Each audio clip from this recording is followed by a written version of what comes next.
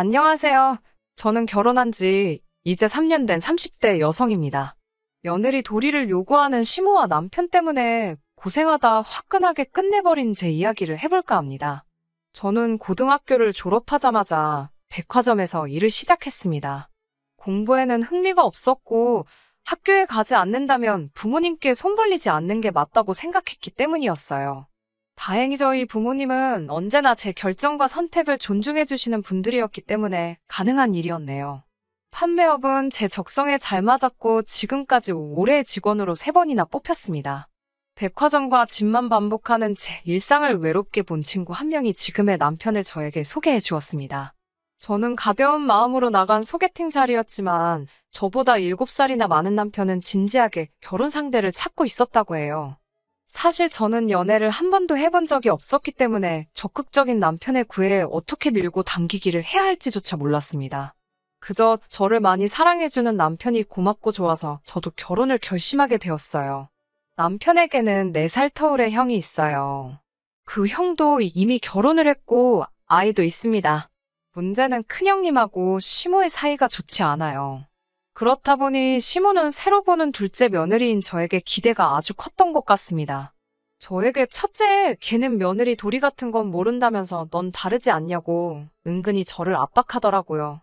하루는 결혼식을 올리고 얼마 지나지 않아 시모에게 전화가 왔습니다. 시모는 저에게 신혼여행 갔다 온 지가 언젠데 왜 아직도 집들이 한다는 이야기가 없냐고 묻더라고요. 시댁 식구들 다 불러서 식사 한번 대접하라고 하시더라고요. 제 음식 솜씨도 한번 봐야겠다면서요. 저는 고등학교 졸업 이후로 계속 일을 했기 때문에 요리에는 전혀 재주가 없었거든요. 결국 친정 어머니의 도움을 받아 20명 가까운 사람들을 데리고 집들이를 치를 수 있었습니다. 하지만 이건 하나의 예일 뿐이고 그 외에도 사사건건 시모가 며느리 도리를 운운하여 저를 곤란하게 만든 경우가 많았습니다. 결혼 후 처음에는 일주일에 한 번씩 전화를 드렸는데요. 저도 살가운 성격이 아니고 친정에도 그보다 더 전화를 안 하는데도 시댁엔 나름 노력한 거였어요. 하지만 시모는 저에게 전화를 자주 하지 않는다며 늘 불만 섞인 목소리를 내시더라고요. 통화 내용도 늘 남편 뭐 해먹었냐, 집안일은 똑바로 했냐, 외간 남자랑 말 섞지 마라 등 말도 안 되는 잔소리뿐이었고요. 정작 저에 대한 이야기는 안중에도 없으셨습니다. 그렇다 보니 저도 점점 전화가 하기 싫어졌고 그러다 보니 전화하는 주기도 더 길어지게 되었고요. 그러면 또 그걸 가지고 딸 같은 며느리를 보고 싶었는데 제가 곁을 안 준다거나 며느리가 아니라 상전이라며 친척들에게 제 흉을 보시더라고요. 한마디로 아주 저를 나쁜 사람으로 만들어 놓는 거죠. 보다 못한 친척들이 저를 훈계하러 전화를 해오기도 하고 또 어떤 친척들은 슬쩍슬쩍 시모가 어떻게 제 욕을 했는지 전해주기도 했어요. 또 한 번은 결혼하고 2년쯤 지났을 때 시모가 서울에 올 일이 있다며 갑자기 저희 집에 오신 적이 있었습니다. 그 전에도 그렇게 갑자기 오시는 경우가 몇 번 있었기에 크게 놀라지는 않았어요. 늘 하던 대로 식사 준비를 하고 식사하시라 하니 대뜸 어디 며느리가 차려주는 생일상 받아보자 하는 겁니다. 저는 너무 당황했어요. 그 다음 주가 시모의 생신인 건 알고 있었지만 이미 외식하기로 다 이야기가 된 상황이었거든요. 설마 시모가 볼 일이 있다는 핑계로 생일상을 받으러 저희 집에 직접 오실 줄은 생각도 못했기에 미역국 같은 건 준비하지도 못했거든요. 시모는 크게 실망한 듯이 너는 며느리라는 애가 그렇게 칠칠치 못하냐고 눈치가 그렇게 없어서 어떻게 어른들한테 예쁨을 받겠냐는 등의 억지를 부리셨어요. 지금 생각해보면 시모의 말에는 언제나 너는 내가 말하기 전에 왜 알아서 할 줄을 모르니라는 비난이 깔려 있었던 것 같아요. 사실 시모는 머리에 필터가 없는 사람 같았어요. 본인이 하고 싶은 말이 있으면 상대가 어떻게 받아들일지는 안중에도 없었습니다. 일단 말하고 보는 거예요. 자기가 설령 말 실수를 하더라도 절대 인정하지 않으십니다. 그 예로 작년에 친정의 도움을 받아 빌라 전세에서 작은 평수지만 아파트를 사서 이사를 갔습니다. 이사 간 날 저희 집에 온 시모는 창밖을 내다보더니 동네에 마당 있는 집이 한 개도 없네 라고 하시며 한 2년 정도 살고 돈 모아서 더 큰 집으로 이사 가라고 하더군요. 솔직한 말로 하나 보태준 것도 없으시면서 집 가지고 이러쿵저러쿵 하시는 게 썩 좋게 들리진 않았어요. 그래도 제가 웃으면서 대출이 얼만데 2년 있다 이사를 가냐고 말했어요. 그러자 시모는 그러면 너네 부자 아버지한테 가서 좀 도와달라고 그래라라고 하더라고요. 제가 너무 어이가 없어서 더 이상 아무 말도 하지 않았네요. 늘 대화가 이런 식이니 점점 더 말하기가 싫어지더라고요. 그러다 작년 추석과 올해 설을 기점으로 제 인내심이 완전히 폭발해버렸습니다. 작년 추석 황금 연휴에 성묘 갈 곳이 많다, 시댁 식구들한테 인사도 다 해야 된다며 거의 일주일 동안 저를 여기저기로 끌고 다니셨어요. 간신히 연휴 마지막 날 친정에 갈 수 있었지만 이미 몸이 녹초가 된 터라 피곤해서 잠만 자다 왔어요. 결국 집에 와서 남편과 대판 싸우게 되었습니다. 그런데 남편 입에서 연애 때는 상상도 못한 단어들이 쏟아져 나오더라고요. 저는 출가 외인이고 이제 저는 한 집안의 며느리로서 며느리 도리를 하는 게 제일 중요한 일이라고요. 며느리이기 때문에 시댁일을 챙기다 보면 친정에 못 갈 수도 있는 거라면서요. 정말 연애할 땐 이런 기색을 손톱만큼도 못 느꼈는데 이렇게 본색을 드러내는구나 싶더라고요. 하지만 며칠 지나지 않아 결국 남편이 사과하길래 앞으로는 명절 당일에 시댁에 들려 아침을 먹고 적어도 저녁은 친정에서 먹는 걸로 합의했어요. 지난 설은 그렇게 합의를 하고 처음 맞이하는 명절이었어요. 설 연휴가 다가오자 남편이 달력을 들고 오더니 이번 연휴는 차도 막힐 것 같고 이러면서 양쪽 다 가기는 힘들겠지라며 밑밥을 깔더라고요. 그러면서 새해 첫 명절이고 상황도 빠듯하니까 이번에는 그냥 시댁에서 연휴를 보내자고 하더라고요. 친정에는 다른 때 가자면서요. 저랑 한 약속은 안중에도 없고 실실 능구렁이처럼 행동하는 남편의 모습에 화도 나고 분하더라고요. 당신 마음대로 하라고 쏘아붙이고 방으로 들어와 방문을 틀어 잠그고 이불 속에서 엉엉 울었어요. 이게 남편의 계획인지 시부모의 계획인지 궁금했습니다. 하지만 씨는 저의 편이더라고요. 다음 날 출근하니 제가 이달의 우수 사원으로 뽑혀서 현지 매장 탐사의 기회를 얻은 거였죠. 그리하여 저는 설 연휴가 시작되는 날 미국으로 떠나고 설 연휴가 끝나는 날 한국으로 돌아오는 출장 스케줄이 잡혔습니다. 남편에게도 분명히 출장 간다고 얘기를 했고요.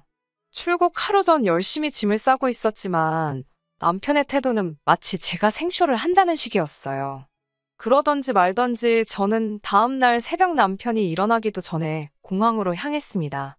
출국 직전에 누가 봐도 인천공항이구나 싶은 배경으로 인증사진 찍고 비행기 티켓도 찍어서 보냈습니다. 그제야 남편은 제가 연기를 한 게 아니라는 걸 알았는지 전화가 오고 난리가 났더라고요.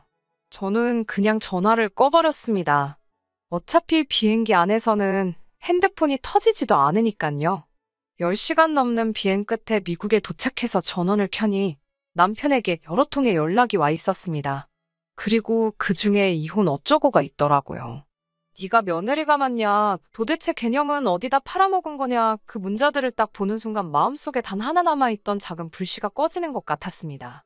지금까지 나와 한 입을 덮고 산 남자가 이런 쪼다라는 게 믿겨지지가 않더라고요. 출장에서 돌아오자마자 바로 친정 부모님이 계신 집으로 갔습니다. 그리고는 친정 부모님께 그동안 어떻게 살았는지 눈물 한 바가지를 쏟으며 털어놓았습니다. 사실 제가 다 적지는 못했지만 정말 많은 일들이 있었거든요. 친정 부모님은 한참 동안 제 이야기를 들으시면서 속상함에 눈물을 흘리셨어요. 그러시면서 앞으로 더 볼 것도 없으니 이혼하라고 하시더라고요. 그러면서 부모 마음 아플까봐 행복한 척, 괜찮은 척하고 참고 사는 것이 더 큰 불효라고 하셨습니다. 제 결정을 예전처럼 또 지지해 주셨어요. 친정 부모님께서 남편에게 전화를 하셨어요. 이혼하라고 말하시려고요. 그런데 전화를 받은 남편이 제 걱정을 하는 게 아니라 제가 친정에 있다는 사실에 황당해 했나 봐요. 게다가 막상 장인 장모까지 나서서 이혼하라고 하니 본인 남편은 억울해 죽으려고 하더라고요. 지금 잘못은 며느리 도리 못한 제가 했는데 왜 자기가 욕을 먹냐고 하더라고요. 그런데 막상 제가 이혼하자고 달라들자 오히려 이 인간이 억울해 죽으려고 하더라고요. 잘못은 제가 했는데 적반하장으로 이혼하자고 한다고요. 그러면서 선심 쓴다는 듯이 다음 명절 때부터는 친정에 보내줄 테니 적당히 하고 집에 들어오라고 하더라고요. 남편의 기고만장한 자세에 더 이상 이렇게 살 수는 없다는 생각이 들더라고요. 그래서 그 길로 일단 집으로 들어갔습니다. 집에 돌아온 저를 보고 남편은 더 기고만장을 했어요. 남편은 아내 노릇은 좀 못해도 내가 이해할 수 있으니까 며느리 도리나 좀 똑바로 해라라며 명절날 시댁 가서 시부모님한테 아양도 좀 떨고 일도 좀 하고 그런 게 다 며느리돌이 아니겠냐 하더라고요. 어디서 개가 짖나라는 마음으로 한 귀로 듣고 흘렸습니다. 그리고 다음 날부터 조용히 이혼 준비를 시작했어요.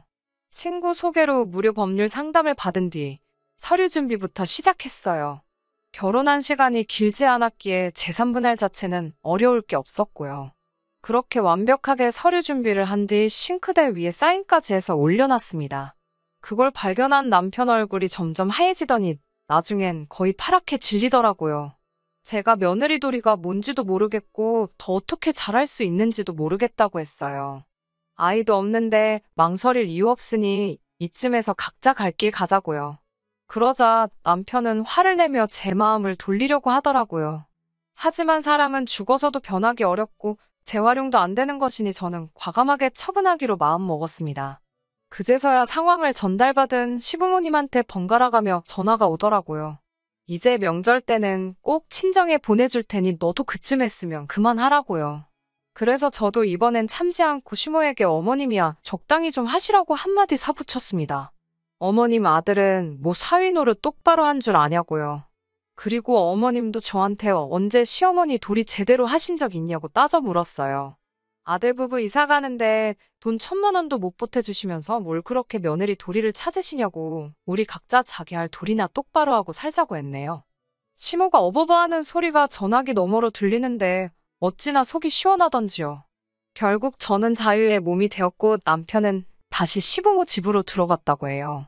아마 시중들 여자가 필요해서라도 시모나 남편은 또 그네들이 말하는 며느리돌이 해줄 수 있는 식모 같은 여자를 찾아 헤매겠지만요.